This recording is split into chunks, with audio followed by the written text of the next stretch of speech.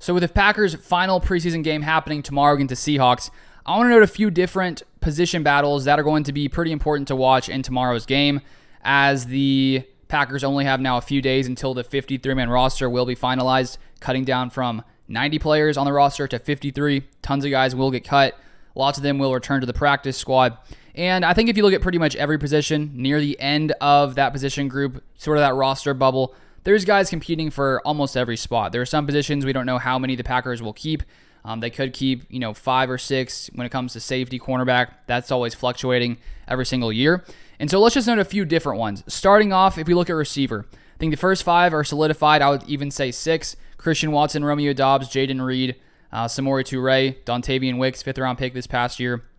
Malik Heath, to me, seems like a lock as the 6th receiver. He has consistently performed in the training camp. He has consistently performed in the preseason when it comes to catching, when it comes to blocking. He's really surprised me as an undrafted guy, and so I think that he's a lock. The question I have is, will the Packers keep 7 receivers? If they do, they could potentially keep Grant Dubose, who has struggled with injuries in camp but has come back nicely recently. And so if they want to keep 7, I would say it's Dubose. If they want to keep 6, I would say it ends off there with Malik Heath. And so we'll sort of watch those guys and watch Dubose and see how he performs in this game. Next, if we look at the offensive line, top 5 solidified: Bakhtiari, Jenkins, Myers, John Runyon Jr., and then Zach Tom.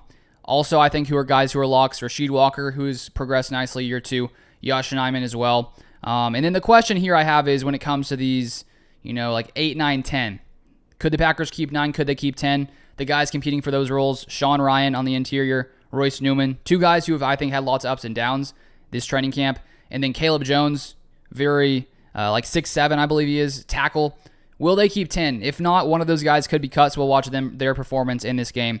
And then at QB, solidified, Matt LaFleur said the other day, Sean Clifford is going to be the backup to Jordan Love once this season gets going. If we look at tight end, the question is, will the Packers keep 3 tight ends? Will they keep 4? Matt LaFleur said the other day that they don't necessarily need to keep 3. They could use another offensive lineman in that spot. He also mentioned how they have receiver depth. So can Austin Allen make some plays and solidify himself on this roster? Moving to defense, one of the biggest position battles we've watched is safety, and it looks that Rudy Ford has solidified himself as the guy next to Darnell Savage. Matt LaFleur mentioned the other day in a press conference that he has made his decision, and it seems to be Rudy Ford, considering the past few days in practice. He has started with Darnell Savage. So we'll watch that. Also watch the end of that safety room with Jonathan Owens, Tarvarius Moore, Anthony Johnson, and then Dallin Levitt. I think that Anthony Johnson and Dallin Levitt may be competing for that 5th spot. Will they keep 6? Maybe they keep both of them. But I think when you look at the fact that Dallin Levitt has been a big special teams piece, brought in for Rich Bisaccia last season, there could be a big reason to keep him. But Anthony Johnson, also a young player who I think has lots of potential. That's something to watch, those different guys in the game.